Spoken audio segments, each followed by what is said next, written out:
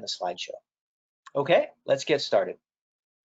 Welcome to Natural Habitat Adventures' Daily Dose of Nature, Protecting Amazonian Primates, Bald-Headed Uakaris, presented by NatHab Expedition Leader Elder Bernardo and Felipe Enes Silva. Guys, thank you both very much for being here with us today. Elder, I'll turn it over to you. Thank you, Kobe. Thank you very much for this. Thank you for your work. Thank you all for being here. I hope you all enjoy this webinar and this series, Brazil's Conservationists.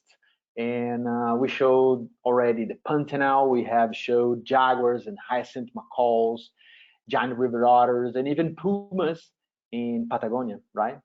But today we will travel all the way to the Amazon rainforest. We'll be here with a guest, very interesting guy, very interesting researcher. He's a scientist at Mamirawa Institute, and unfortunately we had some technical problems. We're not able to see his webcam, but I would like to introduce him. His research focused on bald-headed Uakaris, an interesting and quite rare primate. And Felipe Enes will share his results, current threats about the species, and the conservation strategies, besides telling the very interesting story to protect the Uakari. So Felipe, we cannot see you, but we can hear you. So thank you very much for being here. I appreciate. And please tell us about you and your project. Okay, thank you, Elder. Thank you, everyone, for watching us. Sorry for my webcam. So these kind of technical problems sometimes happen with this new era of web conference. So yeah, I would like to start to talk just a bit about myself. I started to work with primates. It was about 2002, in the end of 2002, and I was in the south of Brazil working with howler monkeys to understand the effects of the forest fragmentation in the population of howler monkeys, especially in the pattern of geographic distribution of howler monkeys. So by the end of 2009, I got my master's degree in zoology, and soon after, in 2010, I was invited to join an international conference organized by the International Primatological Society, and to attend, to participate in a workshop on primate conservation that was organized by the same society.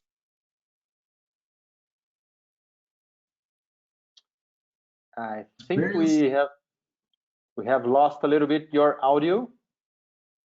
Sorry, can you hear me now? Now I think we are on again. You can continue. Yeah. So, okay, I was saying that when I back from this conference in Japan, I started to organize an expedition to the Amazon rainforest to collect data on a very little known primate that was a marmoset primate that was collected in 1914 by the Roosevelt and Rondon expedition. And the only information that we had about this primate was 3 skins that are stored in the National Museum of Rio de Janeiro. And during this process of organizing this expedition and collecting new data about an unknown primate, I realized how we know so little about the Amazon primates. And the Uakari monkeys is one of these examples. So my project with Uakari monkeys is I start to realize when I start to learn more about Uakari monkeys that we are still missing some basic information. For example, we don't know how many species we have about Uakaris. So there is a huge discussion on their taxonomy, and most of the taxonomic classification of Uakaris were based on pelagic coloration. And we start to see some different patterns, some different information on the taxonomy, based also in different lines of evidence, like molecular analysis, morphology. And so my first question was to understand what are the species that we want to protect when we're looking for the bald Uakaris. And after that, where they are. So there is still a huge controversial issue about the occurrence and distribution of these primates. So we don't know much about where they are and what's the pattern of geographic distribution of these primates, because they are quite unusual, as you see in this presentation. And finally, I thought that with this basic information, we would be able to collect more information about threats and understand how they are in terms of conservation. So it's like an hierarchical framework that we first have to define who you are going to protect, and then delimit what is the geographic distribution, to after that understand what are the main threats and what would be the best strategy to protect each species that you are aiming to conserve, to invest priorities in conservation. So that was the framework that I started to think when I start to work with Uakari monkeys. Cool, so nice, and it's so interesting species, like with a really big, beautiful red head, and some species are white and others are red hair. And so please tell us a little things about the features of that species. Yeah, indeed, is one of, in my opinion, is one of the more interesting Amazonian primates, because they have this very characteristic bald red face that is caused by an intricate system of veins and vessels, and also they have a number of adaptations in the masticatory system that include the jaw, the teeth, and muscles involved in the masticatory system that is adapted to break the hard shell fruits to access the seeds that are protected by these hard shell fruits. One example of one of the families, the plant families that, like most. We lost a little bit your audio again. Again? Yes, I think it's getting back now. Yeah. No, I was saying that one of these families that they really like is the Lecidacea family. That's the same family of plants of the Brazilian nut. So they include these hard shell foods. And so these different adaptations in Uakaris allow them to break these hard. It's getting down again, your audio. I think in a few seconds we'll come back. Can you hear me? Yes, now it turned back. You can continue. Okay. No, yeah. Did you get the part of the Brazilian nuts? Yes, exactly. And how they start to break that. Yeah. Okay. Every time when I talk about the Brazilian nut, it starts to break down the internet. So yeah, and we have in most of our research in feeding ecology, we have these consistent results of seeds being one of the most important items in their diet. So this is something that we have found since the beginning of the studies of the feeding ecology of Uakari monkeys. So seeds are one of the main items in their feeding ecology.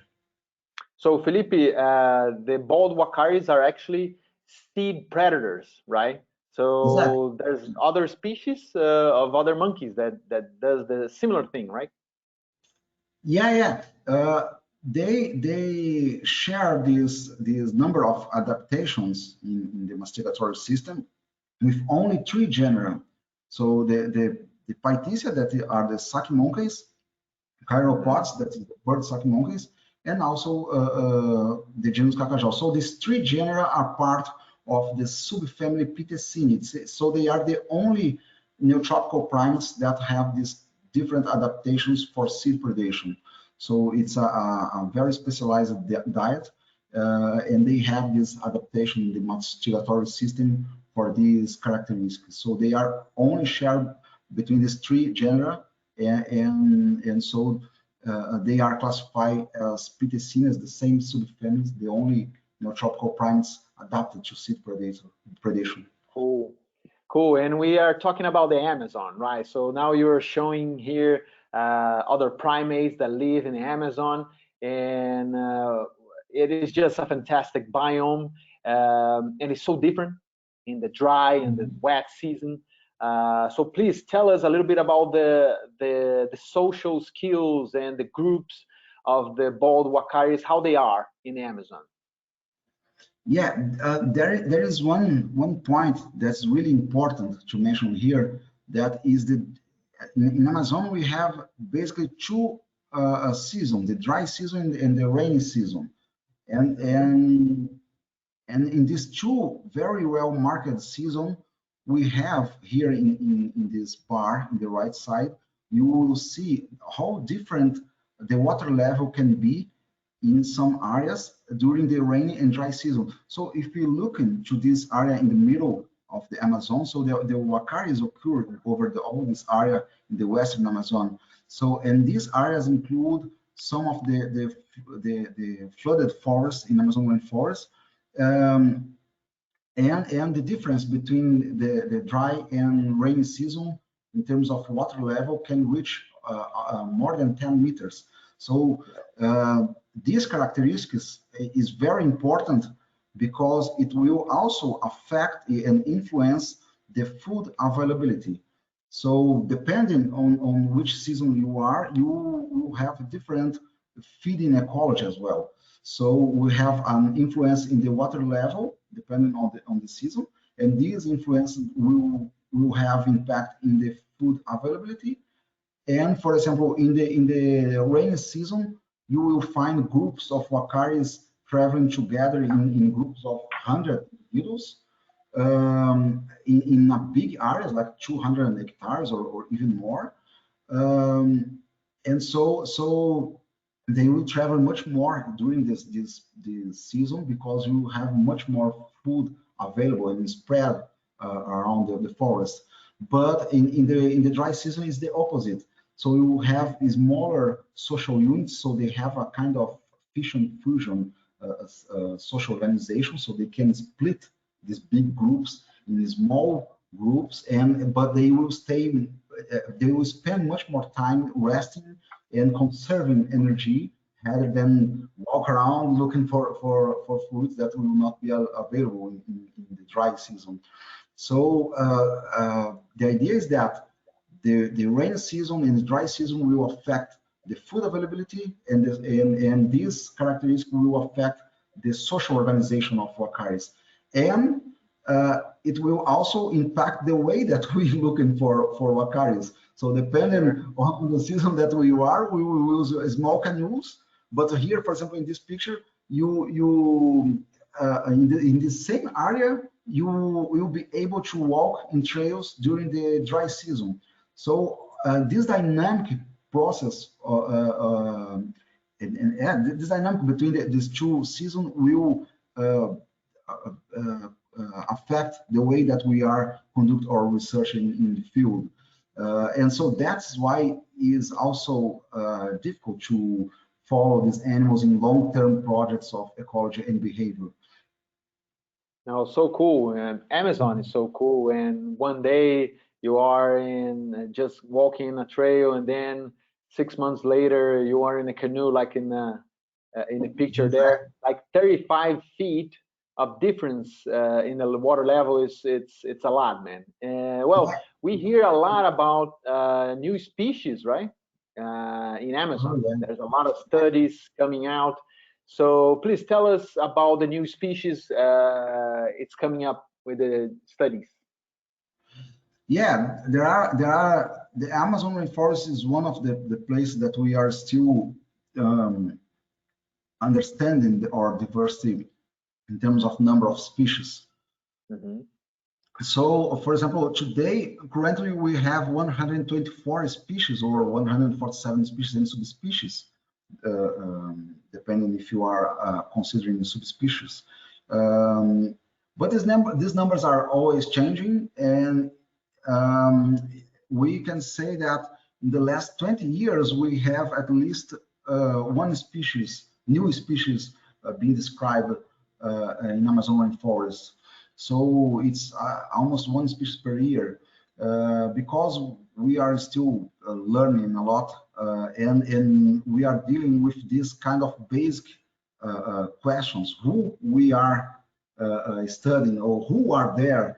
So we are still understanding this basic question in terms of diversity.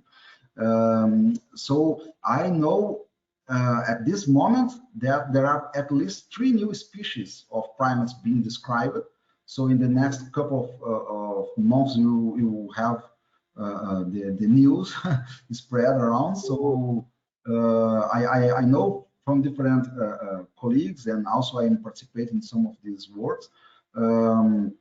So yeah, we are still discovering new species in Amazon rainforest.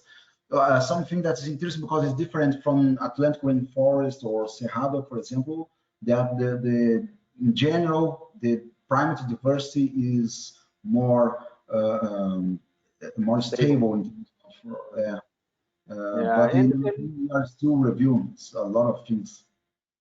And why Brazil is discovering a lot of species, new species in Amazon? Yeah, I would say that we have at least for Amazon rainforest, in the case of the Amazon rainforest, I would say that we have at least 3 points that are important. The first point is that the remote areas in Amazon rainforest are becoming more accessible because we are able to plan using geographic information system and new technologies to plan better when is the best time to conduct a field research, where exactly from where we are going. So we can use these new technologies to plan better where and when, if in the rain season or in the dry season, when organize this field work. For example, the camera traps is supporting a lot of studies on terrestrial mammals, but they are now using canopy camera traps. That is a really cool because there are some recent studies showing new data from canopy camera traps. So this set of technologies are supporting these new studies and are helping us to understand better what's going on in Amazon rainforest. But also, speaking specifically from about the taxonomy, the use of molecular analysis is also providing us a new point of view of our diversity. Because the same way, the technology for molecular sequencing had a huge advance in the last 20 years. So we are now in the whole genome sequence era. So we can collect a lot of information from molecular analysis. And also we have a number of softwares available, not only for phylogenetic analysis, but also for population analysis. And it will also imply in a new understanding, new view of our diversity when we use this kind of approach together with other lines of evidence. So I think that is one important point to consider. In specifically in the case of the neotropical primates, I would say that there are three reference works that are important in our a kind of change in the philosophical foundation of what is species, what we are considering species. So especially in the case of neotropical primates, we have the taxonomic monography of Dr. Mario De Vivo, that's the Brazilian taxonomist, and then 2 subsequent works, especially all the publications from Colin Groves on the phylogenetic species concept and the taxonomic classification of mammals. So I think all these things together influenced a lot the way that we are seeing and understanding what we have in terms of species diversity. So I think these 3 topics are together in this, are acting together at the same time. So we are able to understand or see our primate diversity from a different perspective than 20 or 30 years ago. Cool, so cool. Well, it's so nice to hear from you. I'm also a biologist, and it's quite good to see a professor here. Was my teacher in the university, Mario De Vivo, and it was so cool to see that how some biologists can impact science. And well, I know how important it is for conservation to define species, but I think people here want to hear from a specialist, from you. So why, Felipe, why is so important for conservation to define species? Yeah, most of our strategies in terms of conservation are based on our definition of species.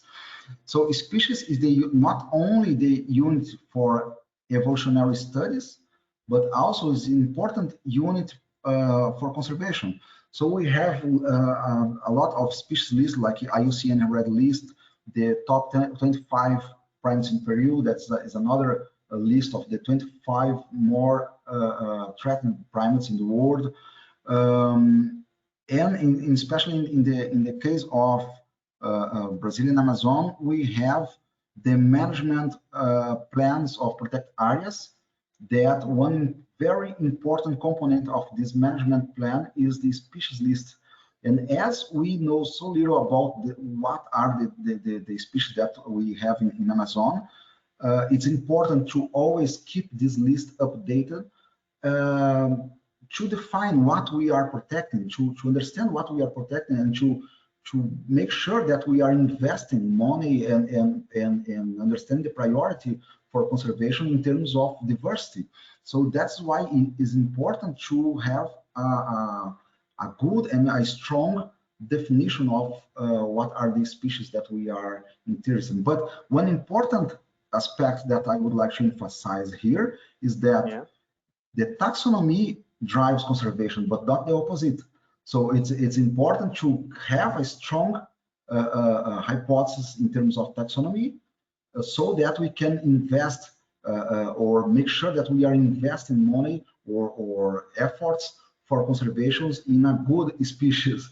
But it's not the other way around. So it's important to say that, because we are not changing taxonomic names because of the conservation. No, we are changing taxonomic names because this is the way that we understand the diversity should be classified in terms of evolutionary relationship and phylogenetic relationship, but not because of the conservation. The conservation will benefit of this strong taxonomic hypothesis, because they will have much more.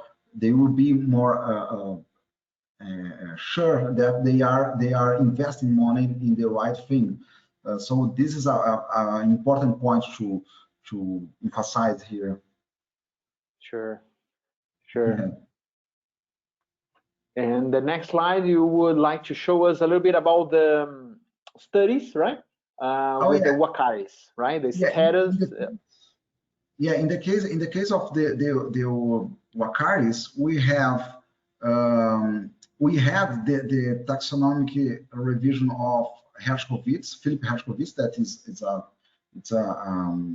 zoologist, an important zoologist that contribute a lot with the mammal taxonomy, but especially tropical primates taxonomy.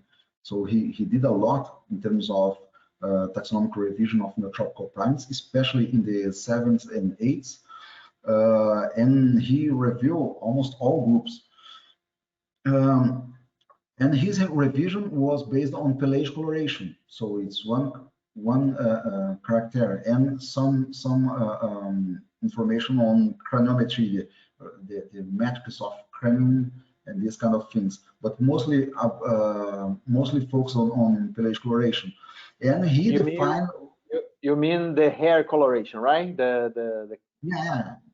cool. yeah, the fur coloration, coat color. Fur, yeah. Yeah, and he proposed a taxonomic classification of Uakaris as two species. So he proposed black Uakaris as one species with two subspecies, and bald head Uakaris as one species with four subspecies. And then 20 years later, my PhD supervisor, Dr. Jean Dubry, and his colleagues in 2008 proposed a taxonomic review of black Uakaris, and they proposed three species. So that changed a lot. That was a great contribution for black Uakaris. Sure. But the situation for bald Uakaris is still the same. So we have the same four subspecies that Hershkovitz proposed in 1987. So even today, we are still following this classification system. But the situation for black Uakaris is a bit different. There are some discussion also in the scientific community, but we already have a better understanding on the genetic diversity of black Uakaris. But for bald Uakaris, it's still messy, and we are still missing this information. So in 20 years, for the bald-headed Uakaris, nothing really has changed in terms of number of species, which leads us to your study, right? So what are your priorities in your studies in terms of research and conservation? Yeah, that's why I start to focus on that. That's one reason why I start to focus on bald Uakaris. But we will see later in this presentation why I start to work with bald Uakaris. But one of these reasons is that we were still missing a study that include all populations of bald Uakaris in a phylogenetic study. So I was interested in understand the phylogenetic relationship of these bald Uakaris and collect new information on their morphology and geographic distribution to propose a new taxonomic classification based on new evidence that would actually put together molecular and morphology and the new information from the field of their occurrence and distribution. And all this information would allow me to contribute better, to give a better contribution for their assessment of their conservation status. So is the same framework that I show in the first slide. So I was interested to find who they are, where they are, who they are in terms of number of species, so how many species are there, and where they occur, and so what are the main threats for these guys. So that was the main idea. So cool. This is why your study is so interesting, because I mean it points to new species of bald-headed Uakaris, right? So tell us more about that, because I think people want to hear new species is always good for us. They want to see wildlife, more species is better. Actually in 1999 a new population of white Uakaris was reported in a region that's much distant from Mamiroa reserve. That was the first place that Uakaris were known from a study. And Hershkovitz also could see the pictures of this new white population, and he suggested, and even in that time, he suggested that it could be a new species, but we were still missing a solid and a strong hypothesis for their taxonomic revision. So what I did was I used the reduced representation of the genome. That's a new technique, new molecular technique during my PhD, and I assessed their phylogenetic relationship. And we are now working a publication that I hope will be out in some months, that we will propose the 4 subspecies that Hershkovitz proposed as at the species level, and we also will consider this new population of white Uakaris as a new species. So we are now almost done with this publication, and I already I'm going to submit in the next few days. So hopefully, still this year we will have a new species of bald Uakaris. And yeah, that's the main one of the main finds of my research in the last years, that we are reassessing the diversity of bald Uakaris. So cool. I mean, it's so nice to see them in the wild. Imagine to see all those species. And I mean, we are talking about Amazon, right? So walking in Amazon, it's so hard, and looking for animals, finding animals is hard. You have to look to the right place. Actually, you have to be at the right place. So tell us, how did you find them? Where you can find the Uakaris? Well, the geographic distribution of bald Uakaris is really tricky, because we have a mix of situation that it's a challenge. First, we have problems in terms of identification of what are the taxa that we are looking in a particular place. So I start to collect data and also talk with a lot of people that work in Amazon from the last 20 or 30 years to help me to construct this like it's like a puzzle. So we are adding new pieces every time we are going to the field. And something that we can see here in this map is that we have this gray square here in the west of the Western Amazon.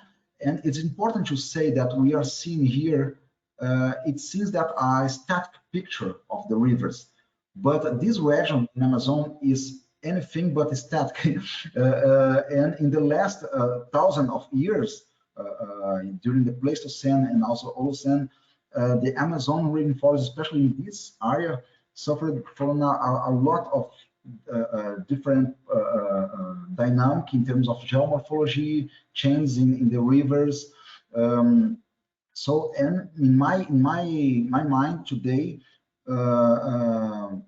one possible explanation for why we have this kind of disjunct distribution in isolated populations like here, and here for some new populations being discovered almost actually in Andes, in the very far west, in the Peruvian forest. So one of the possible explanations is that these dynamic systems have changed and influenced their dynamic of distribution, geographic distribution, and because they have their distribution influenced by the presence of flooded forest. To understand how the flooded forest were formed in this area of the Amazon forest is really important to understand why we have this so unusual pattern of geographic distribution with gaps between some populations. And they are not gaps because we didn't sample in these areas. We actually have a lot of sampling efforts in some areas, but we again and again are confirming that this pattern of disjunct distribution is the pattern of bald-head Uakaris distribution. So it's a new road to study bald Uakaris, is to understand why they have this kind of unusual pattern of geographic distribution, at least unusual if you compare with other Amazonian primates, for example. Yeah. And it's quite nice. They are just almost just find at the edge of the rivers, right? Exactly, because these are the areas where we have the flooded forests. So they do occur in some unflooded forests that we call also terra firme. But usually these populations from terra firme, except by these Peruvian areas, but here in Brazil, these populations from terra firme are in somehow influenced by the presence of flooded forests. So they do have this pattern influenced by the presence of flooded forests, except by the Peruvian forest, Peruvian Uakaris, that we have these isolated populations. And if you want to pass to the next slide, I think it shows just the river, right? Yeah. And the oxbow lakes that are formed, and then changing also the water flow of the rivers and how this interacts with the population of Uakaris, right? Exactly. So we can imagine what happened with animals that are that prefer to use this edge of a river, so they can change the side, and this process of split from the curves of the rivers, this process occurs in few years, in some decades.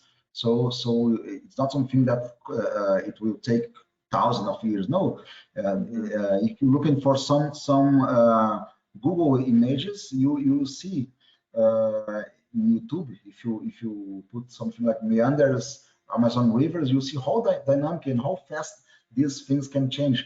So the rivers are like that, so with a lot of curves. So this process is cool. Very dynamic.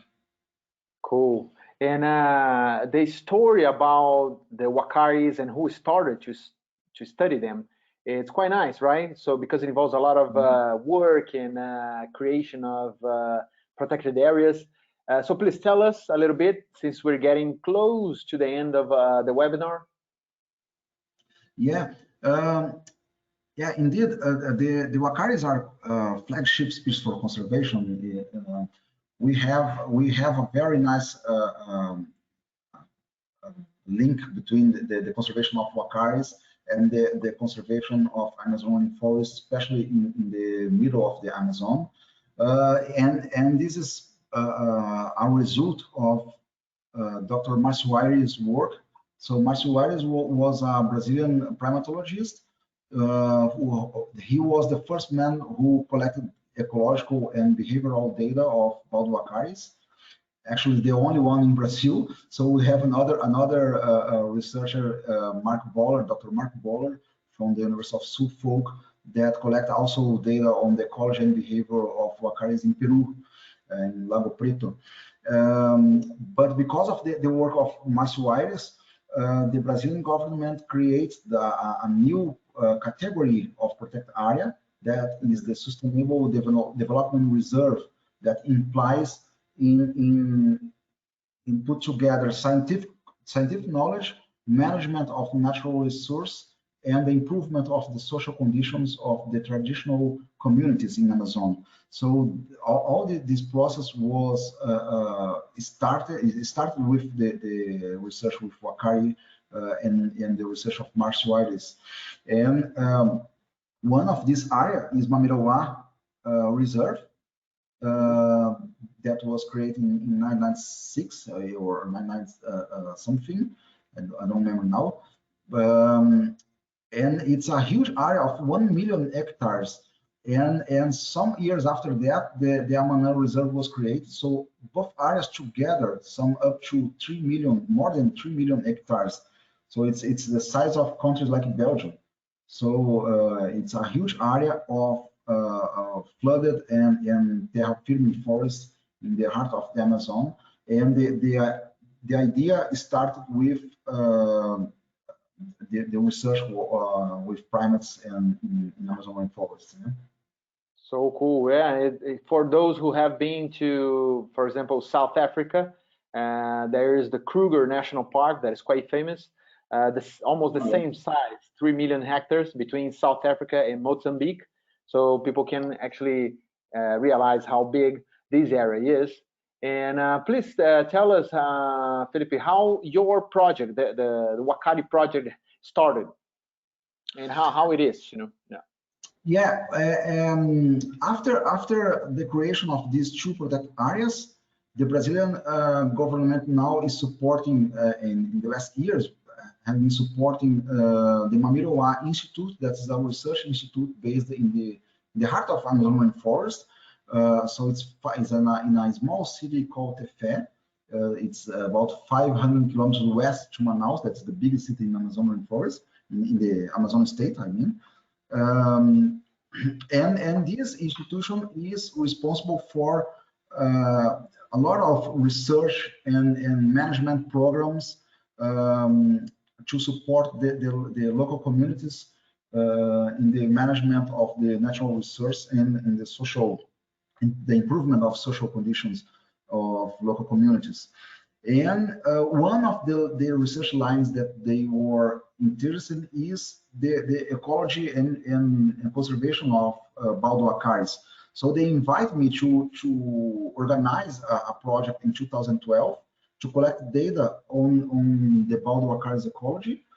But I also had the opportunity to collect data of bald uakaris in other protected areas in Amazon rainforest, and to get a better understanding on their geographic distribution, so that I could contribute a bit with the conservation status assessment of the bald uakaris. So that's when I started. And in 2016, I left from Mamiroa just for my PhD in the University of Salford in UK. And then now in 2020, I'm back again to continue this project. So it's something that started almost 10 years ago, but we are still building these knowledge blocks to better understand what we are studying in terms of conservation and ecology and diversity of Uakari. Cool. And we have a few minutes, but I think we have 4 more slides. So your work, your study, how is affecting, what are you discovering about the Uakaris that impact the status of conservation? Today, currently, the bald-head Uakaris are classified as, are assessed under the same taxonomy of Hershkovitz that Hershkovitz proposed. So it means that they are assessed as one species, and the 4 subspecies are included in this assessment. In my PhD, I did this modeling approach to understand how the deforestation would affect the bald Uakaris to get a first view. So we have 2 scenarios. So the governance scenario is the optimistic scenario, where the protected areas are effective and the government is doing their job to conserve the Amazon rainforest. And we have the second scenario, that is the pessimist, the business as usual, where the protected areas are not being effective and we miss the governance in control the deforestation. And I apply this modeling to the area where the bald Uakaris occur. So here, these dots are the localities where I have record the bald Uakaris. And basically what we can see here is that the southern population will be much more affected because of this road that connect Rio Branco, that's a big city in Acre, to Cruzeiro do Sul. So these areas will be much more affected by the deforestation in both scenarios, but especially in the business as usual. Here, these gray polygons are the protected areas. So here you can see that under a governance scenario, we will still can do something, but under the business as usual, the protected areas in the southern region will be much more affected. And the other point that I applied was how the climate change would affect the habitat suitability for bald Uakaris. So here is the current scenario, the today's scenario. So we can see that we have in this area the conditions for Uakaris to be there, and to continue that, to live under that dynamic of rainy and dry season and flooded and unflooded forests. But when we modeling these scenarios for the future, we modeling the habitat suitability in the future scenario under the different climate change scenarios, we'll see that again the southern population will be much more affected in both scenarios, but especially in the business as usual scenario, we will have also the northern population being affected, and it's very, very unlikely that they will migrate to these red spots that are the areas with better conditions for them, because in these areas we have the black Uakaris, so they would be competing for the same resource. So that means that both analysis, the deforestation and the climate change, are showing us that we have to take care, especially for the populations from the south. And I think that this decade of 2020 and until 2030 will be very, very important in terms of strategies and actions for mitigation of the climate change situation in global climate change, I mean, because this will be very, very important for us to define what will happen in the next 30, 40 years, as we can see in all these predictions here. So cool results you just showing here. Just so nice to see that. And to finish the presentation, getting back actually to your questions, right? Were you able to answer them? Yeah, I think today we have a better understanding that we are still working to publish these results, so we will still have to discuss this with the scientific community and present this new taxonomy proposal with 5 species of bald Uakaris. But we have a much better and updated information on the geographic distribution. So the Peruvian head Uakaris are the ones with the widest geographic distribution, and the Novaese, that or orange dots in the south portion of their distribution, is the most restricted one. So we have today a much better information in terms of geographic distribution, but we still have to study some aspects of how, what are the main aspects that influence their pattern of geographic distribution. So, for example, comparing different areas. And we clearly have an understanding that the deforestation and climate change will affect the southern populations of bald Uakaris. The northern population are a bit better, but still depending on what is the analysis that we are using, they can be also affected.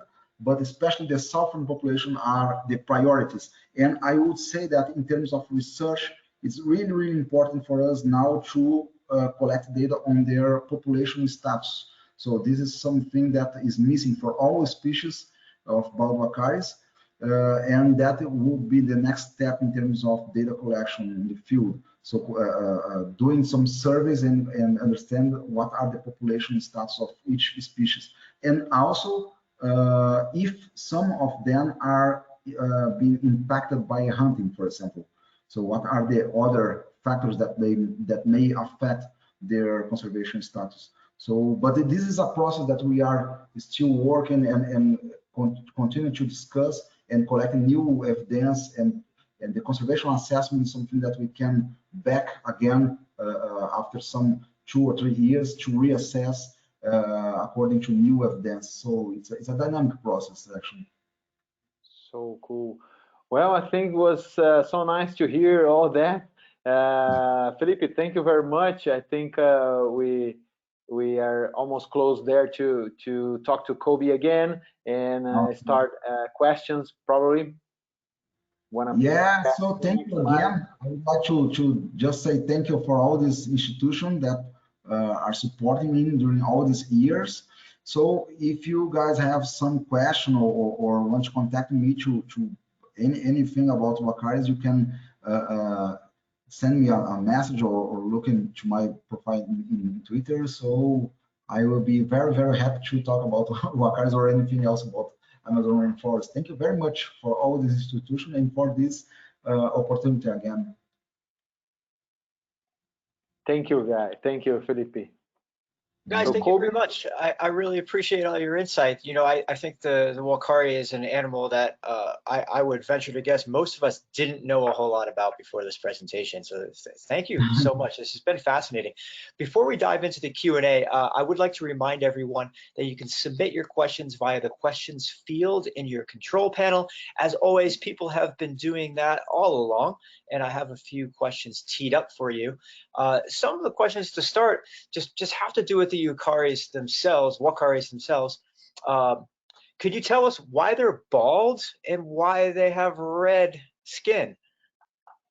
The red, that's the most dangerous question because the red face actually, there is a study from I think 2018 that show that they have a system, a very intricate system of veins and vessels that circulate in this area of their heads.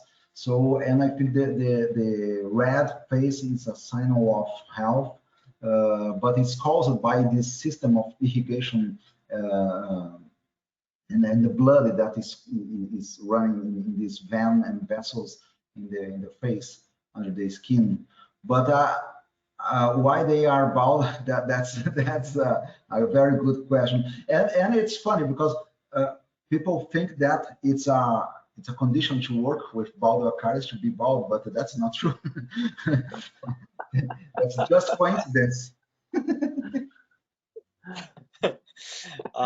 Yes, I imagine a bunch of interns shaving their heads just for the opportunity. Let's see, think about their morphology. A lot of our viewers also notice that they have relatively thick and relatively short tails compared to a lot of other primates. Can you tell us a little bit about their tails? Yeah, they are the only neotropical primates with this short tail. So probably these characteristics they used in the social communication between them, especially during the sexual behavior or something like that. But we still don't have many information about why they have this developed this short tail, because this is quite unusual. Actually, is unusual because they are the only one to have the short tail. And for example, you have at the same time primates as, for example, howler monkeys or the spider monkeys that they actually use the tail as a member to help them in the locomotion in the forest. So it's very, very interesting why they don't have this long tail and why they have this actually short tail. So something that I could see when I was following some of these groups in Mamirawa is that they start to vocalize, and it's fun because they move the tail during this communication. So I don't know if there is like a behavioral signal behind this movement of the tails, but this is something that I'm just guessing. I'm not sure about. Yeah, very, very interesting. Lots of questions to still be answered, it seems like. Yeah. Elder, what are the chances of spotting a Uakari on a NatHab trip? The Peruvian bald-headed Uakari may be in Peru, but we still need to build a NatHab trip to Brazil side. That's what is missing. Maybe in a few years we'll doing that. There's a lodge there's many lodges in Amazon, but the one inside the reserve that Felipe was mentioning, they are now getting some numbers. So it varies a lot in the dry and wet season. The success of seeing them in the wild. but it can varies from, I don't know, 30% of the guests in the dry season to 67% of the guests in the wet season. So let's see. Let's talk to NetHab. Let's see if we can arrange a NetHab trip to there. Yeah, well, I certainly feel like we've built some momentum today. Let's see, one last question. We're nearing the top of the hour here. A lot of people have asked various questions about the idea of speciation. This one I think maybe sums it up and will help answer a lot of other folks' questions as well. So maybe as succinctly as you can. I know, Felipe, it's an enormous topic, but what's the process of determining the different Uakaris species? Like, how are they separate? What makes a subspecies? Is it more than just the color variations? You're looking at DNA, things like this. So I guess as concisely as you think you could be, how does the process work? Yeah. Yeah, as I mentioned, what I am following here is the phylogenetic species concept. So basically, I am considering that the same subspecies that Philip Hershkovitz proposed as subspecies in 1987. They in that taxonomic revision, Philip Hershkovitz provided a series of diagnostic characters for each of these subspecies. So but in that time, he only used the coat color pattern to consider the different subspecies.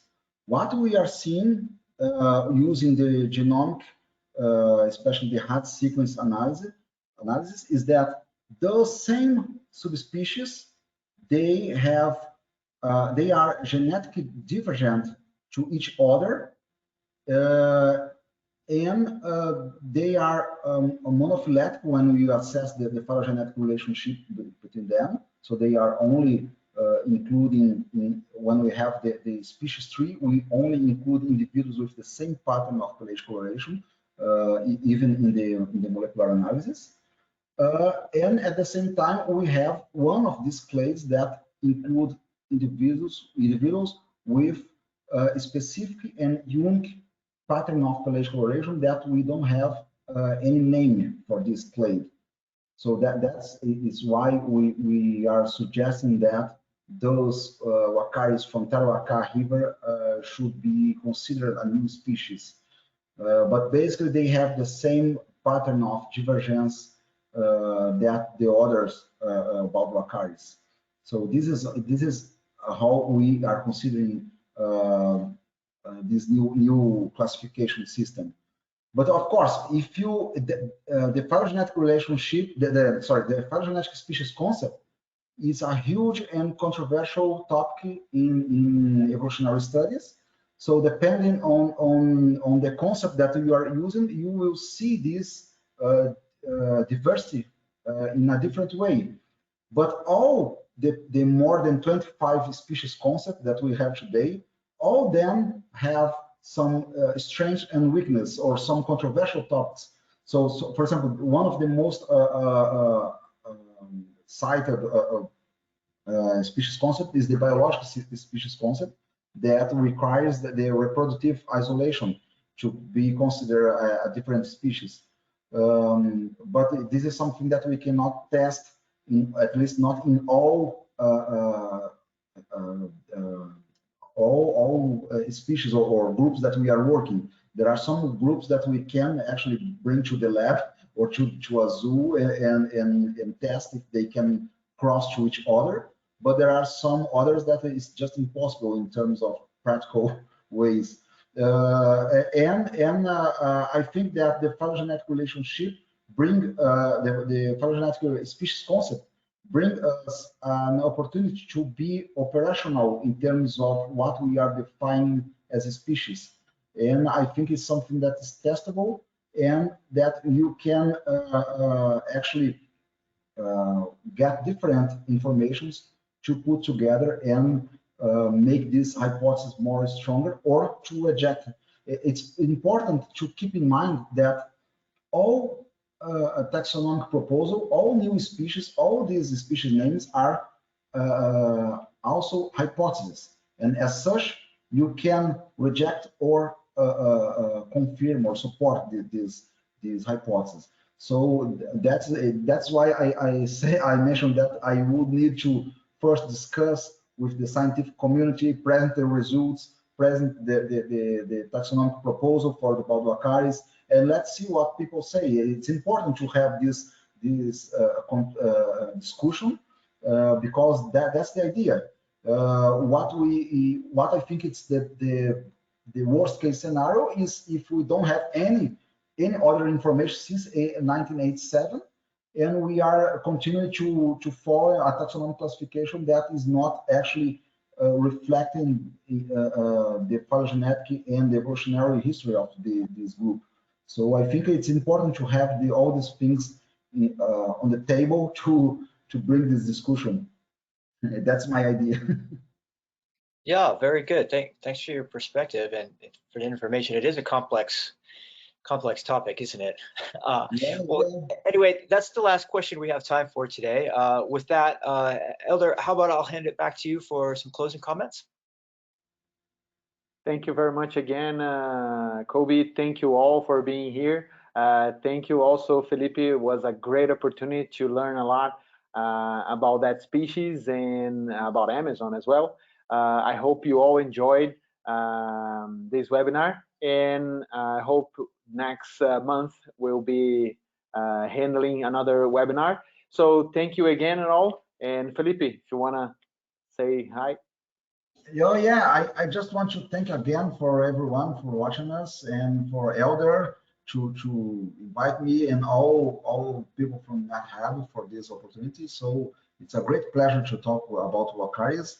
And please, guys, feel free to contact me and to discuss new ideas about the Uakaris or about Amazon or about Mamirawa.